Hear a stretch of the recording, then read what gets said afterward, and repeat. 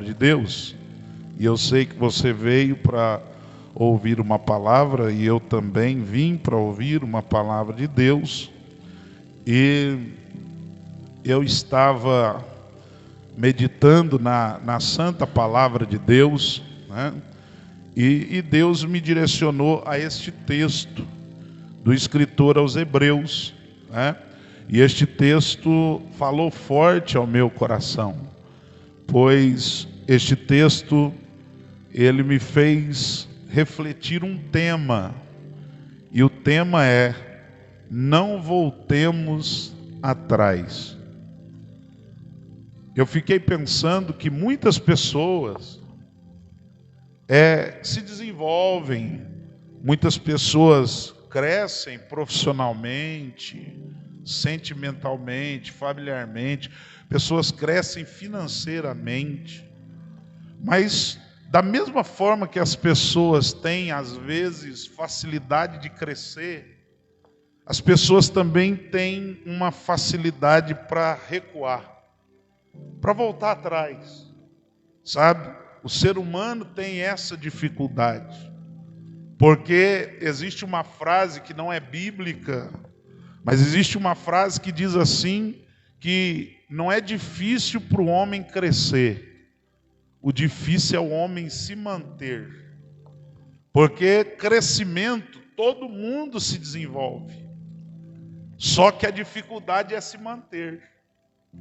E o se manter não é se manter no topo, porque é quase impossível nós ficarmos no topo. Mas uma coisa nós não podemos fazer: nós não podemos voltar atrás, nós não podemos recuar, nós não podemos voltar de onde nós viemos.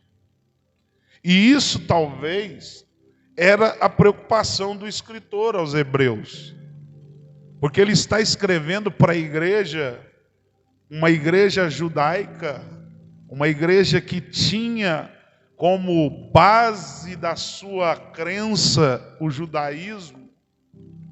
E o escritor aos Hebreus, ele está exortando a igreja. Se você olhar na sua Bíblia, alguns versículos anteriores, você vai encontrar em algumas Bíblias uma epígrafe dizendo: perseverança da fé. E é interessante que nós precisamos, nos dias que estamos vivendo, nós precisamos ter convicção da nossa fé.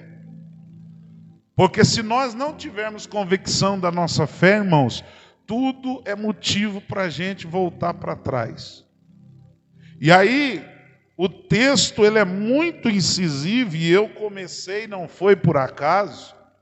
Se você olhar o versículo 31, o texto está dizendo: horrenda coisa é cair nas mãos do Deus vivo.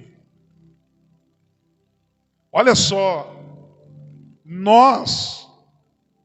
esse termo cair,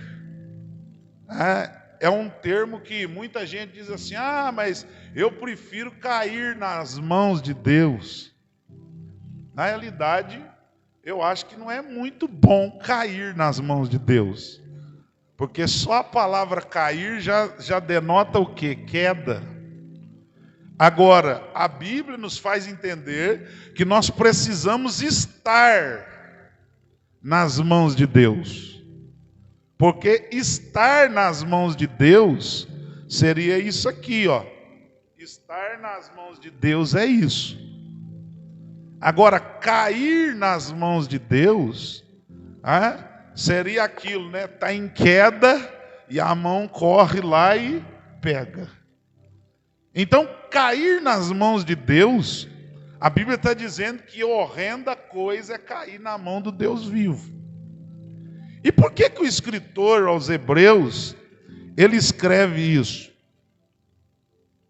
Ele escreve justamente porque cair nas mãos do Deus Altíssimo significa que nós vamos ser apertados, nós vamos ser trabalhados, vamos ser forjados.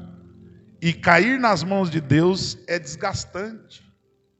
Porque cair nas mãos de Deus é você ser, como eu disse, apertado, trabalhado. E aí muitas pessoas preferem voltar atrás do que passar por esse processo.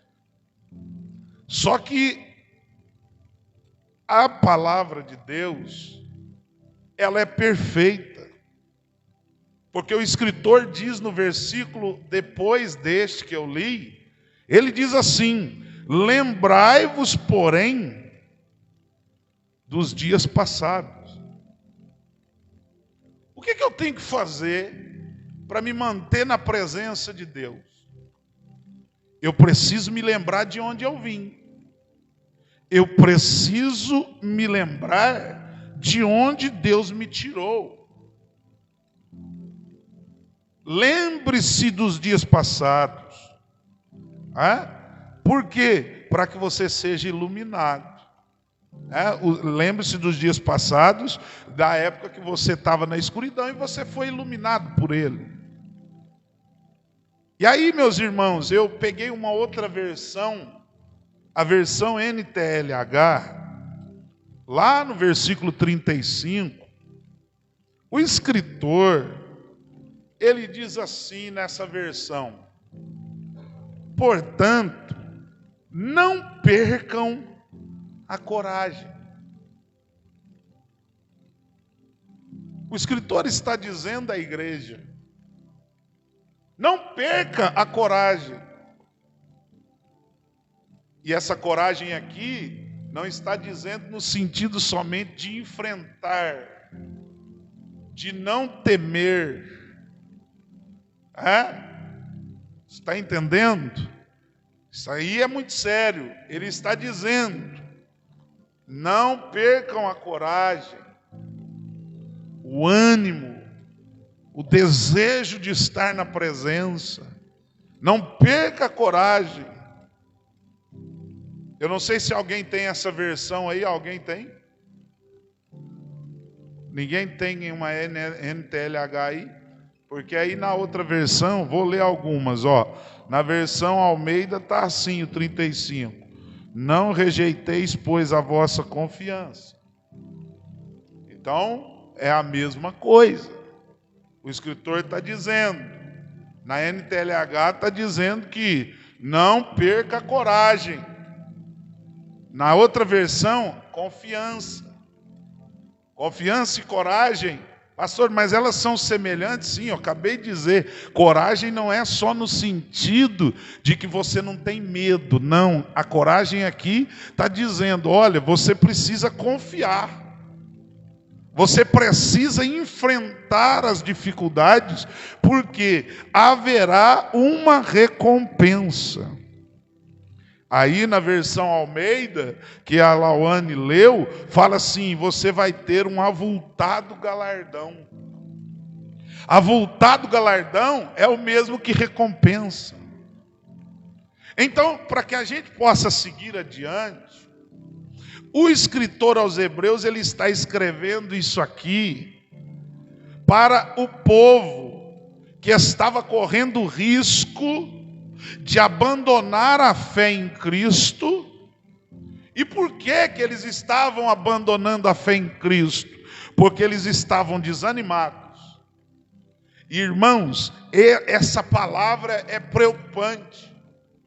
Hoje nós estamos lutando, e os líderes do Brasil e do mundo estão lutando com a igreja, porque o período pós-pandemia e outras dificuldades que estão surgindo está deixando o povo totalmente desanimado, o povo totalmente perdendo força, o povo totalmente se conformando em ficar nas suas casas e não se entregar realmente a Cristo como deveria.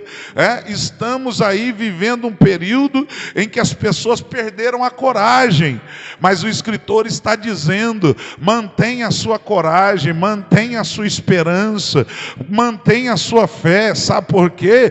Porque Deus te dará uma recompensa, Deus te dará um avultado dado o galardão. Deus trará algo importante para mim e para você. Só que o mundo que nós estamos vivendo, ele está trazendo para o nosso meio o desânimo. Irmãos, o povo está tão desanimado. E não é só em questão de igreja, não. Se você conversa com as pessoas, ninguém mais está fazendo projetos de futuro, ninguém está preocupado com nada. Porque nós estamos numa geração que estamos preocupados com o hoje. Estamos preocupados em resolver o problema agora. Eu estava vendo uma reportagem ontem, não sei se alguém chegou a ver, no jornal, e eu não gosto muito de televisão, mas às vezes eu assisto o jornal da tarde e vendo Edivaldo, Daniel, Fábio, irmãos e irmãs, o povo sem paciência com nada. Eu vi uma imagem que me chocou, pastor Elias. Me chocou. Uma família foi buscar uma pizza na pizzaria, só porque o pizzaiolo errou. Sabe aquela pizza que vem meia isso e meia aquilo? Só porque o pizzaiolo, irmã Edna, errou meia pizza, o sabor, a família agrediu todo mundo na pizzaria, bateu em todo mundo, quebrou a pizzaria. Aí olha só, por quê? Porque o povo hoje é agora, eu preciso resolver hoje. Só que o cristão não pode pensar nisso. Nós precisamos pensar no amanhã. Nós precisamos pensar no arrebatamento da igreja. Nós não podemos viver uma fé desanimada.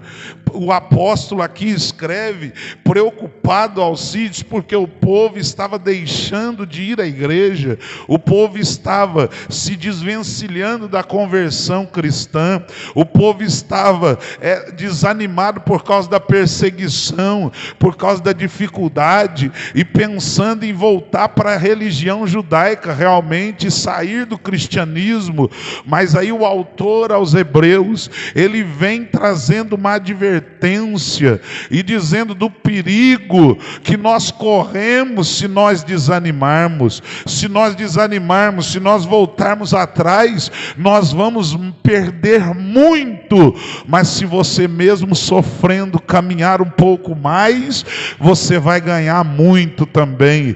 Enquanto os que retrocedem estão perdendo, os que estão caminhando adiante ganharão a coroa da vida. O Senhor essa noite está querendo nos dizer: não é tempo para perder a coragem, porque haverá uma grande recompensa. Então vamos ver se eu não tenho razão, Lawane. Olha aí, Leidiane, no versículo 36, diz assim, eu estou lendo na NTLH, mas você lê na sua aí que eu vou te explicar.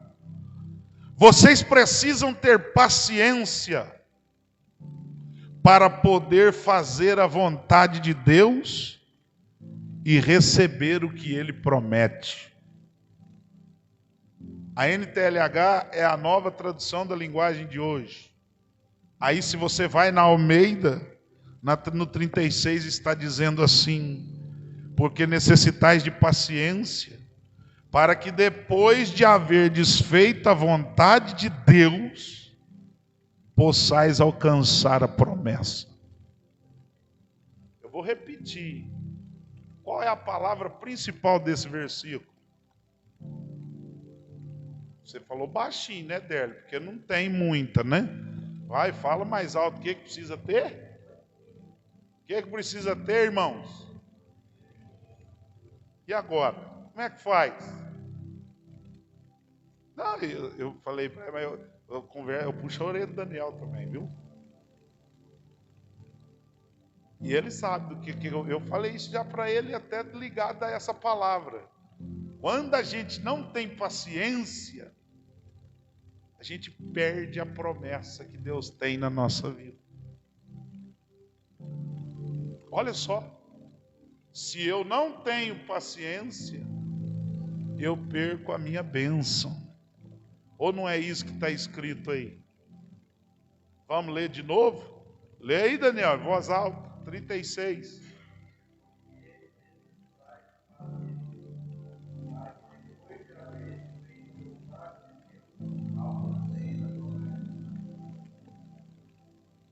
Primeiro eu tenho que ter paciência. Primeiro eu faço a obra ou primeiro eu tenho que ter paciência? Primeiro eu preciso de paciência. E eu estou dizendo aqui, eu não estou dizendo de temperamento. Porque a Dilma não tem paciência, eu não tenho paciência, um monte de gente não tem paciência. Só que eu estou falando isso aqui da área espiritual principalmente. Para fazer a obra de Deus e para as coisas de Deus dar certo, eu preciso exercitar o quê? Paciência. Eu não posso ser precipitado. Porque aí a Bíblia diz assim: se você tiver paciência, você vai executar o trabalho e Deus vai te dar aquilo que Ele te prometeu. Então não adianta o pastor Luciano ter uma promessa e ele não ter paciência. Ah, mas Deus me prometeu, eu vou dar um jeito. Não, a igreja do Senhor Jesus, desculpa, ela precisa de paciência.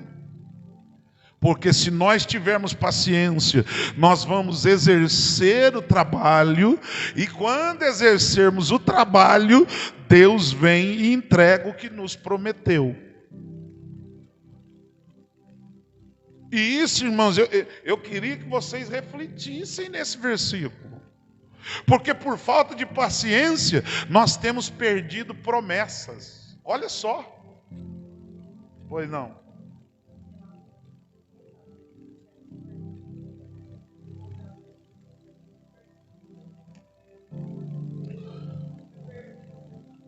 Sem dúvida, mas é isso. Porque existe uma promessa. Mas se eu não esperar o tempo e não aprender a sofrer, escute isso aqui, irmão. Crente precisa aprender a ter resiliência. O que é resiliência? Ter a mesma vontade e o mesmo desejo de Jó. Eu estou sofrendo, mas eu vou continuar adorando, eu vou continuar firme, eu vou continuar na presença. Podem me macetar, podem me pisar, podem judiar de mim, eu acredito na promessa, eu acredito no que Ele me prometeu, e o que Ele me prometeu não é homem que vai tirar. Não é homem que tira. Então, a igreja precisa de paciência. Mas vamos mais um pouquinho? Vamos lá? Se eu não tenho paciência, olha o versículo 37. Pois, como ele diz nas Escrituras, um pouco mais de tempo, um pouco mesmo, e virá aquele que tem de vir, e ele não vai demorar. Então eu preciso de paciência, pastor, preciso. Até porque, se você tiver muita pressa, você pode atropelar aquilo que Deus tem para a sua vida. E o crente precisa tanto de paciência, porque nós estamos esperando a vinda de Jesus. Só que nós não sabemos o dia que Ele vai vir. E aí, por não saber o tempo e a hora, eu preciso ter a minha convicção e a minha esperança, né? Porque o próprio irmão leu, foi o Pedro que leu o 37, aí na sua versão diz assim: porque ainda um pouquinho de tempo, o que há de vir virá e não tardará. E esse há de vir não é só a volta de Jesus, não. Um pouquinho de tempo É aqui que os crentes se enrolam, porque não sabem esperar o tempo. E que tempo, pastor? Deus me fez uma promessa, vou ser missionário. Deus me fez uma promessa que vai me dar um carro novo. Deus me fez uma promessa disso. E às vezes, nós, por precipitação, a gente vai adiante, sem ter a paciência de esperar o quê? O tempo. O tempo de Deus vai chegar. O tempo de Deus chega na minha vida, chega na sua vida, e o arrebatamento chegará, a saúde vai chegar, a recompensa vai chegar, o tempo de paz vai chegar, tudo, pastor, a prosperidade vai chegar, e eu tenho falado para muitos irmãos aqui nas conversas, olha, Deus vai fazer, espera, aguarda, o tempo de Deus vai chegar lá na casa do Alcides, ele vai ver a provisão de Deus, o tempo vai chegar lá na irmã Dilma e no Zé Roberto, o tempo de Deus vai chegar na minha casa, o tempo de Deus vai chegar na sua vida, porque quem controla o tempo não é o homem controla o relógio, no relógio Cronos. Deus controla a nossa vida pelo Kairos, e o tempo de Deus é perfeito, imutável, e ninguém pode impedir o tempo de Deus na sua vida. Então nessa noite eu profetizo que há um tempo determinado, e esse tempo está chegando na minha e na sua vida. É só você ir lá em Eclesiastes 3 que você vai descobrir que há um tempo determinado para todas as coisas. Abra sua Bíblia em Eclesiastes, vamos ler? Vamos ler? Eclesiastes 3.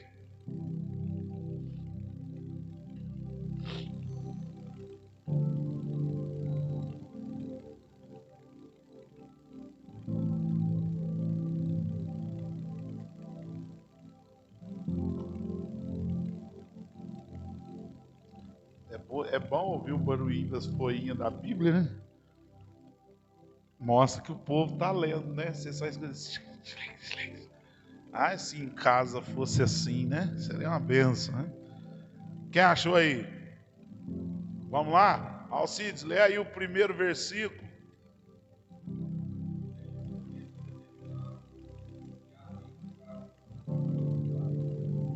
Olha aí.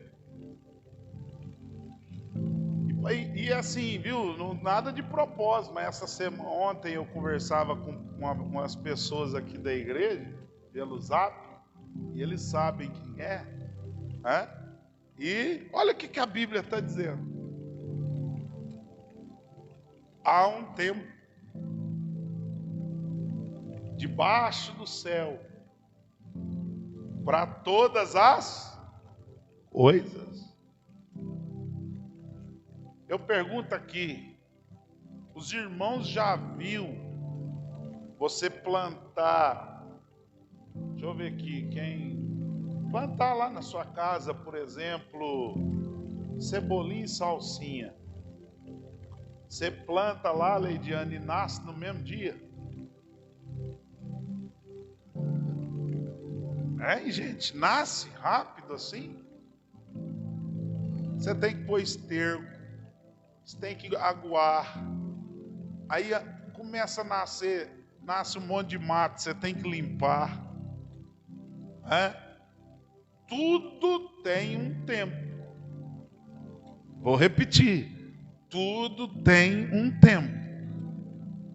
E o tempo está nas mãos de quem? De Deus. Vamos ao versículo 2, lê o 2 aí, Daniel.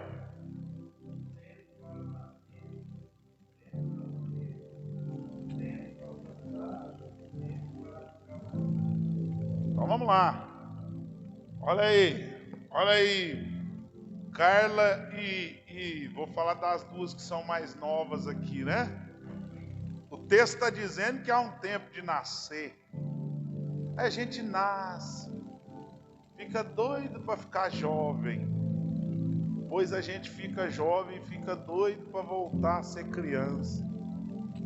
Porque o tempo passa rápido. Vocês duas vão ver agora que, não sei os irmãos, mas pelo menos para mim o tempo passou rápido. Hoje eu fico olhando e dizendo, 47, meu Deus. Eu perdi algumas coisas para trás. E aí, você vai no sábio Salomão, e o Salomão disse assim, você teve tempo. Agora, vai chegando uma outra etapa da vida. E eu quero dizer isso aqui para os irmãos, e eu quero que vocês venham comigo, gente. Vem comigo. Acredita no que eu estou ensinando. Igreja, a sua vida, a igreja, tudo tem um tempo. Tem um tempo que nasce, tem um tempo de desenvolver, tem um tempo que morre. E o Daniel leu aí, que tem um tempo que você planta, mas tem um tempo que você tem que arrancar, não é isso? O que se plantou. Quer ver mais? Sabe, Lauane, hoje, Carla, vocês ficam tirando sarro nas velhinhas da casa, não. O tempo passa rápido, porque tem tempo para tudo. Vamos ler o próximo? Lê o próximo aí, Edivaldo. Acho que é o versículo 3.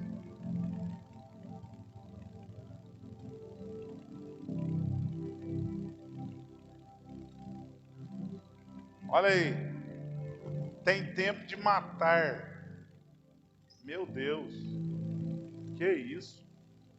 Tem. E aí, tem um tempo que você tem que ir lá e matar. Mas meu Deus, que pastor, mas como que Deus ele pode fazer isso comigo? Lembra lá da passagem da videira em João 15?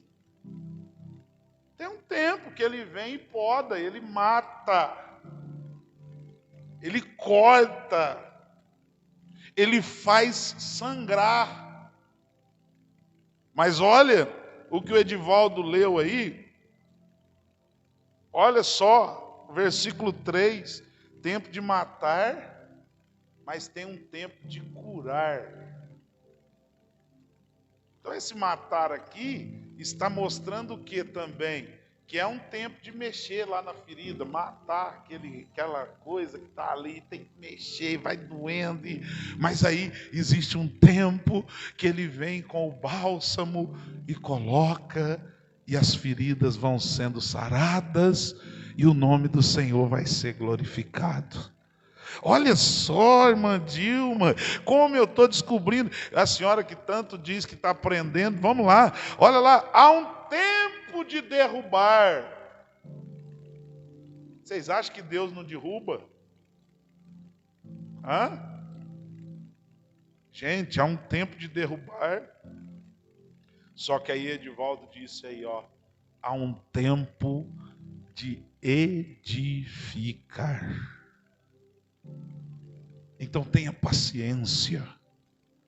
Deus está edificando algo e você ainda não viu. Deus está fazendo algo que você talvez ainda não enxergou, mas há um tempo para isso. Vamos ler o próximo? Esse aqui talvez ninguém gosta, né? O 4, vamos ler? Lê aí, Délio, versículo 4, deixei para você, Eclesiastes. Você não está no Eclesiastes, não? Então vamos lá. Lê aí, Carla, o versículo 3, 4. Tempo de chorar, vai lá.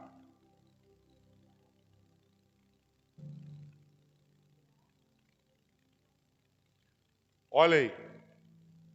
Pastor, eu estou chorando tanto. Como eu choro. Há um tempo de chorar.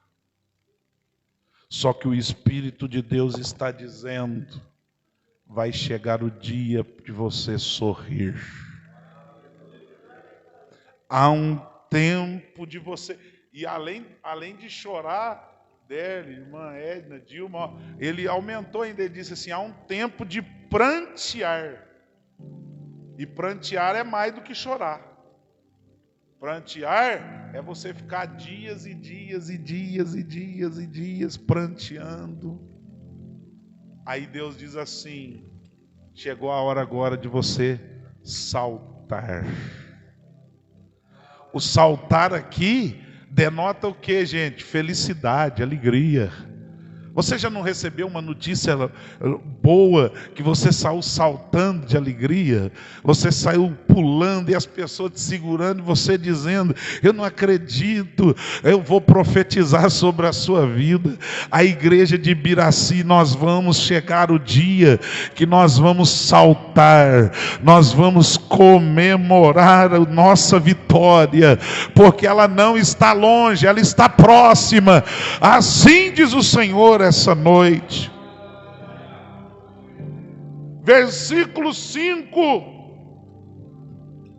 Vamos ler o 5. Há um tempo de espalhar pedras. Sabe aquelas pedradas que você está levando? Todos nós levamos, né? Não igual Estevão, mas quase igual. Pedras estão sendo espalhadas. Mas a Bíblia diz que há um tempo em que essas pedras serão ajuntadas. Para quê, pastor? Para edificar o alicerce da minha história. Para edificar um alicerce da história do pastor Elias. Para edificar um alicerce na história do Zé Roberto. Para edificar a história na vida do Pedro. Só que também diz ainda: há tempo de abraçar e há tempo de afastar-se de se abraçar. Aqui eu vou dizer: tem gente que só tem paciência de estar com Deus no tempo do abraço. Está me abraçando? Que bênção. Irmãos, eu quero ver você ter paciência de não ser abraçado por ninguém.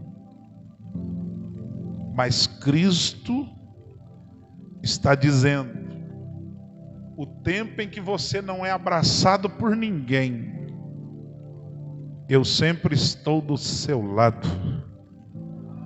Eu sempre estou dizendo: vai chegar o tempo, vai chegar o dia, alabassore canarabai. Ai, Jesus amado, eu preciso ir. O versículo 6: há um tempo de buscar e há um tempo de perder. Você busca, perde.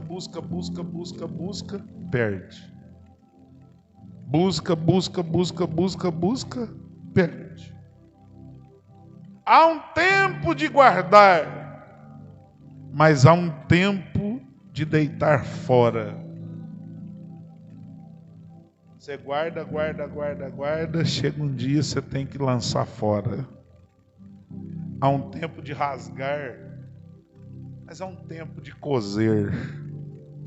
Há um tempo de estar calado, mas há um tempo de falar. Quem lembra de Ezequiel aqui? Como é que começou o ministério do profeta Ezequiel? Deus chamou ele, bateu a mão nas costinhas dele e falou assim: filho do homem, põe-te em pé que eu quero falar contigo.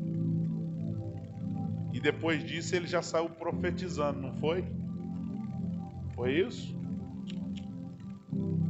Deus mandou ele entrar dentro de casa e ficar lá, calado, quieto, comendo.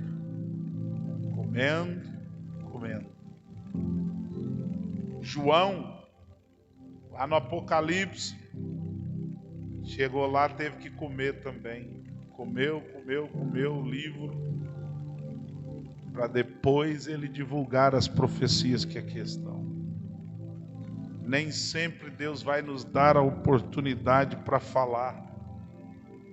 Mas não é porque você não está falando que Ele não está contigo. Ele está te ouvindo e dizendo: vai chegar o tempo. Vai chegar o tempo que você será ouvido. Vai chegar o tempo em que a sua voz ecoará. Há um tempo de amar há um tempo de aborrecer, há um tempo de guerra e há um tempo de paz. Pastor, eu estou numa guerra tremenda. Irmão, não existe nenhuma guerra que dure a vida toda. Vai doer agora, mas eu vou te dizer. Tem guerra que só acaba com a morte. Uai, sim ou não? O cidadão está na guerra. Ele está guerreando, ele está ferido, continua guerreando. Se ele morrer, tem guerra. Acabou a guerra. E eu vou dizer aos irmãos, Paulo diz que nós devemos mortificar o nosso corpo todos os dias. E se nós queremos viver um tempo de paz, nós precisamos morrer todos os dias. E agora vai doer, vou bater. Nós nunca queremos morrer. Queremos sempre ter razão em tudo. E a Bíblia está dizendo que nós temos que morrer. E o morrer aqui é você não revidar, você morre. A guerra está travada, morre. Porque a Bíblia diz que quem morre em Cristo Jesus, ele não morre, ele vive eternamente. E aí na nossa vida cotidiana, todos os dias, se o pastor Luciano quiser vencer, se você quiser vencer, tem dias na nossa vida que a gente precisa morrer, porque se a gente ficar vivo, a guerra vai continuar até o outro dia. Eu digo isso porque eu já ensinei isso até para os casais. Escute isso aqui, tem muito casal que vive numa guerra, irmão, a vida inteira, porque os dois não morrem. Eu não estou falando de morte física, não. Não morre. Porque os dois têm razão, pastor Eli. E pá, o outro dá um tiro de lá, o outro dá um tiro de cá. Faz o seguinte, morre. Deixa ele dar tiro no ar, deixa ela dar tiro no ar. Fala, eu estou morto. Morto não fala, morto não reclama, morto não corre, morto fica quieto. Então, se nós mortificarmos a nossa carne e o nosso espírito e a nossa alma em Cristo, não haverá guerra. Morre e deixa a guerra para quem quiser guerrear. Porque Deus está dizendo, há um tempo de paz chegando sobre a sua casa, há um tempo de paz chegando sobre a sua família, há um tempo de paz chegando na nossa história. E ó, tá filmando lá, ó, vou avisar aqui, ó, lá em casa também tem guerra. Mas sabe como que eu e minha esposa a gente consegue sobreviver a tudo isso? A gente morre. Um dia ela morre, outro dia eu. Ou tem dia que morre os dois. Porque aí não tem tiro de cá e nem de lá. Deus está nos ensinando essa noite. Nós precisamos morrer. Eu anotei isso aqui, irmão, porque o Espírito Santo falou muito ao meu coração. Nós queremos a paz, irmã Nadir, mas nós queremos paz com guerra. Com guerra não consegue a paz. Porque a Bíblia diz assim que a guerra é do Senhor. A guerra não foi feita para nós. A guerra é Deus quem faz a guerra. Agora eu e você, nós morremos em Cristo, nos escondemos no Calvário e Ele nos dá a vitória. Então eu vou profetizar sobre a vida de vocês. Saibam que há um tempo de paz chegando para a sua vida, para o teu coração, para a sua casa, para os seus negócios, para a sua despensa, para os seus relacionamentos. Aonde você vai, aonde você for, haverá uma bandeira dizendo: eu estou em paz porque eu morri. Eu não estou guerreando porque morto não anda, não corre, não reclama, não carrega arma. Morto fica parado, estático, e a guerra não poderá continuar, porque eu e você, nós já morremos em Cristo Jesus. Então vamos aprender isso. Vamos voltar lá para o texto de Hebreus. Estou gostando hoje, está todo mundo ligado na Bíblia. Eu acho que vocês mais perto de mim ficou melhor, viu? Eu acho que no próximo culto eu vou ensinar embaixo. Porque aí eu vou ficar mais perto ainda, para ver se vocês estão atentos mesmo. Dilma, vou ficar pertinho aí, para ver se você está lendo a Bíblia direito. Vamos lá. Vamos lá. Versículo 38, eu volto nele, mas vamos analisar um negócio. Quais os motivos que têm levado as pessoas a voltarem para trás? Quais os motivos? Por que as pessoas estão abandonando a fé? Por que as pessoas estão fraquejando, Zé Roberto, Pedro, na fé? Eu vou enumerar algumas coisas, não vou comentar por causa do tempo. Medo tem feito o crente fraquejar. Segundo, muitos crentes estão desistindo porque têm pensamentos negativos. Tudo na mente dele, ele só vê o que é ruim, ele nunca vê o que é bom. Terceiro, desânimo diante das provações. Eu pergunto aqui, quem aqui não tem prova? Me avisa que eu quero seguir você. Tem prova não, irmã Ed? Tá tudo certo. Tem prova lá? Tem prova aí, Daniel? Não? Misericórdia, Daniel. Tem prova lá? Não, Alcides não tem prova. Alcides. Irmãos, o Alcides está tão provado que tem gente da família dele falando assim, que é para me parar de andar com ele, brincando, é claro. E ele sabe quem. Hoje o tio dele falou assim, ó, nós precisamos orar para o Alcides. Eu tenho dó dele. Né? Por quê? Vocês viram a prova que o Alcides está enfrentando? Em menos de um ano, tanto de gente da família que ele perdeu. 3 meses ele perdeu, ó.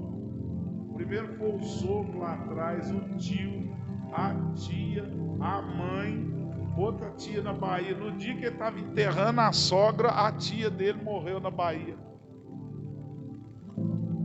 E vocês viram o Alcides vindo para a igreja dizendo assim, acho que eu vou parar. Não vou vir mais não, está uma prova danada. No dia que ele enterrou a sogra dele, o Fábio conheceu ela, a irmã Maria do Carmo. Eu vi esse menino abatido, irmãos. Eu vi ele abatido. E ele estava tão abatido que eu não... ele sabe que eu sempre ajudo a levar o caixão, colocar dentro lá por solidariedade. Mas naquele dia eu não aguentei, Alcides. Eu disse, não vou. Vou ficar quietinho aqui. Porque eu olhei no olho desse rapaz e eu falei, agora ele não aguenta. No outro dia, ele ficou quietinho, eu falei, descansa. E minha esposa falou, e agora, amor? Eu falei, vamos orar por ele. Mas no outro dia tá aí o Alcides, sorrindo, vamos para frente, a vida tem que continuar. Irmãos, tem muita gente que, é muita prova, eu vou parar, estou desanimado, porque é prova, e mais prova, e mais prova, e mais prova. Você olhou lá, né, Leidiane? Recebe aí, eu estou vendo. Porque eu vou desistir, porque eu não sei o quê. Escute isso aqui, desiste mesmo. Desiste. Já está ruim do jeito que está. Desistindo vai melhorar. Irmãos, prova não pode fazer crente desistir. Prova tem que ser estímulo para o crente dizer, eu vou continuar. Prova tem que ser estímulo para o crente dizer, eu estou sofrendo, mas eu vou continuar, porque eu sei que o meu Redentor vive e ele se levantará em meu favor.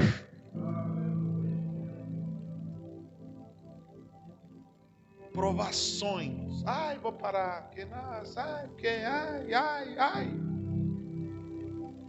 E outra, grava isso, viu? A sua prova, você está olhando só para a sua. Você já parou para olhar dos outros por aí?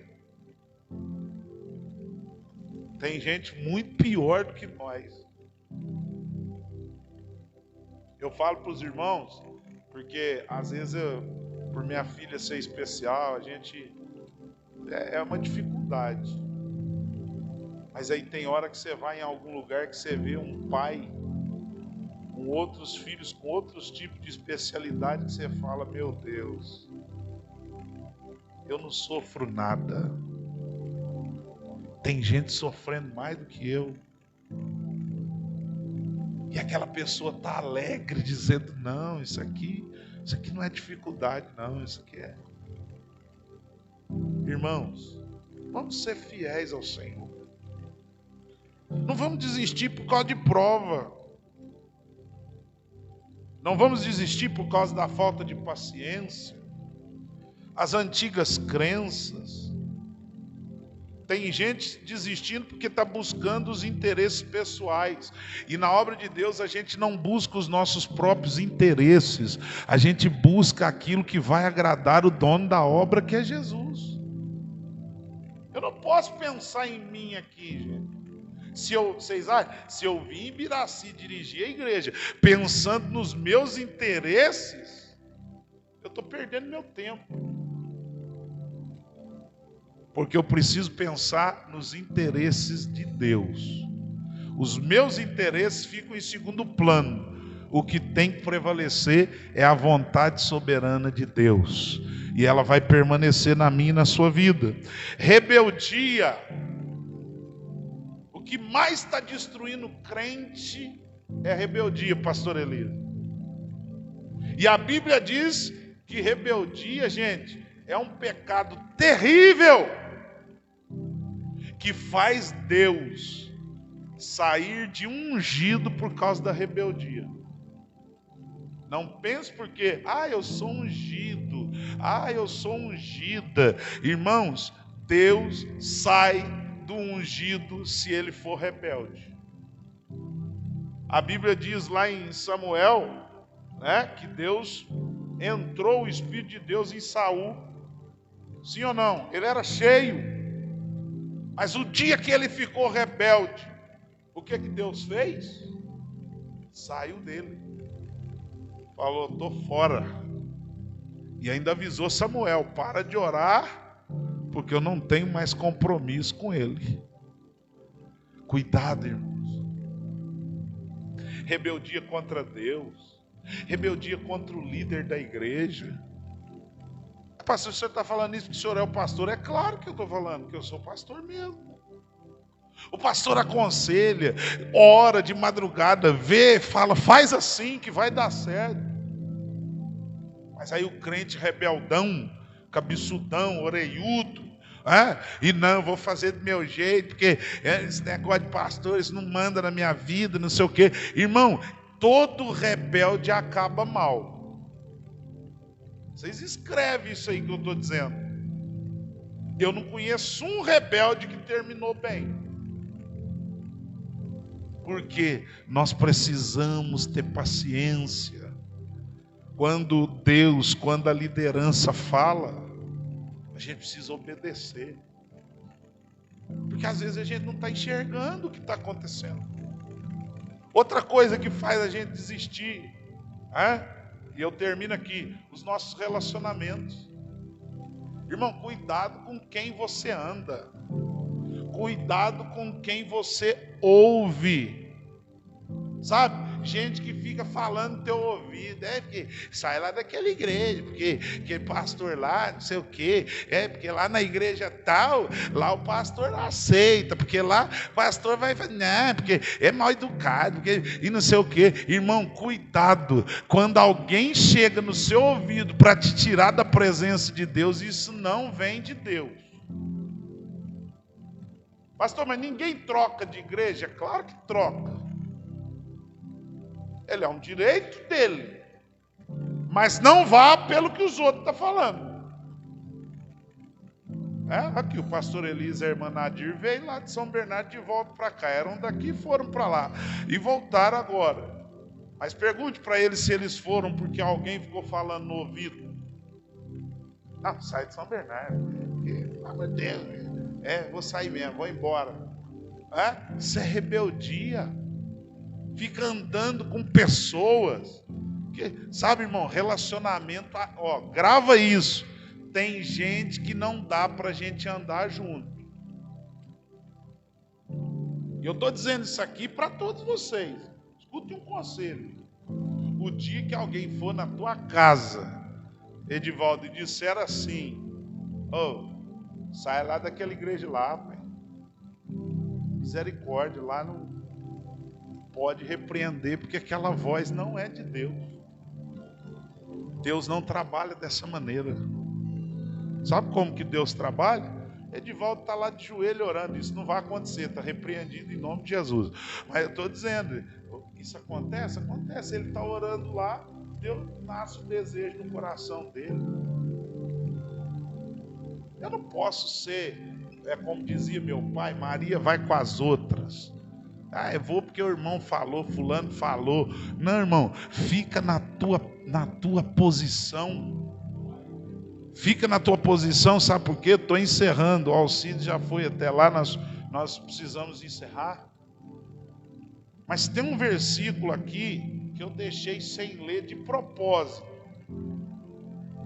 Eu queria que vocês lessem comigo o versículo. Eu estou lendo em Eclesiastes, não vou achar mesmo não, né? Deixa eu voltar lá em Hebreus. Leia para mim o versículo 38, os irmãos conhecem. O justo viverá pela fé, e se ele recuar, olha o que Deus fala: se ele recuar, a minha alma não tem prazer nele. Grava esse versículo, risca ele, rabisca ele aí. Dá a caneta aí para a Leidiane colocar ali, porque ela revelou aqui, eu estava pregando, Deus já revelou. Grifa aí, Leidiane. Lê amanhã de manhã. Olha o que Deus. Grifa aí também, viu? Todo mundo grifa. O justo viverá da fé. E aí Deus diz assim: se ele recuar, de calabaçou pefaz, a minha alma não tem prazer nele. Sabe o que Deus está falando? Se eu recuar, Deus não anda comigo. Se eu recuar, Deus vai sair do caminho. Ele não andará comigo, porque Ele não tem prazer de andar com quem é covarde e com quem recua, com quem diz que não vou mais, não dá mais, eu não quero mais. Mas olha o que diz o versículo 39.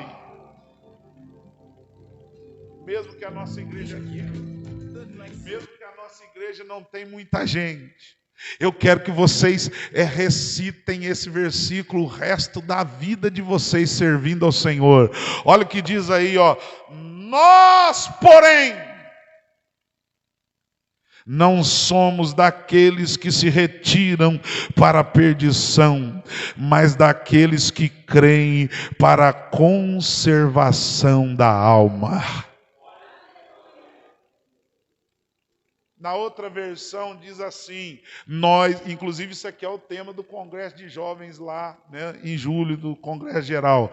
Nós não somos dos que recuam. Vou repetir, nós não somos dos que recuam. Nós vamos permanecer o quê, queridos? firmes. Você permanecendo firme, saiba que o Senhor Deus, Ele te ajudará, Ele te socorrerá, Ele estará com você, você não voltará atrás, Deus ficará sempre contigo, Deus te dará crescimento, Deus permitirá que a sua vida se desenvolva, que os propósitos dele serão renovados na sua vida, você terá paz, você receberá as bênçãos de Deus, você pertence à igreja de Cristo, aleluia, aleluia, que Deus te abençoe. Eu vou parar, tinha mais coisa aqui, mas vamos parar porque o horário chegou, né? Então, que vocês reflitam, eu queria que vocês estudassem esse texto em casa mais um pouquinho, sabe? Vai para casa, dá uma relida, aprende a ficar, acho que eu vou falar, eles vão ficar meio decepcionados, mas eu vou falar, pastor, e esse termo está no Novo Testamento. A igreja tem que ruminar. Qual que é o animal que faz esse processo? A vaca. Ruminantes são animais que remoem. A Bíblia, a gente vem para a igreja e põe aqui e começa. Você já foi na fazenda lá? Você olha na vaca, ela fica parecendo que está mascando chiclete. Sim ou não? Olha lá, Lawane acabou de imitar ela lá. Como é que a vaca faz, Lawane? Faz aí para os irmãos ver. Eu vi já, ué.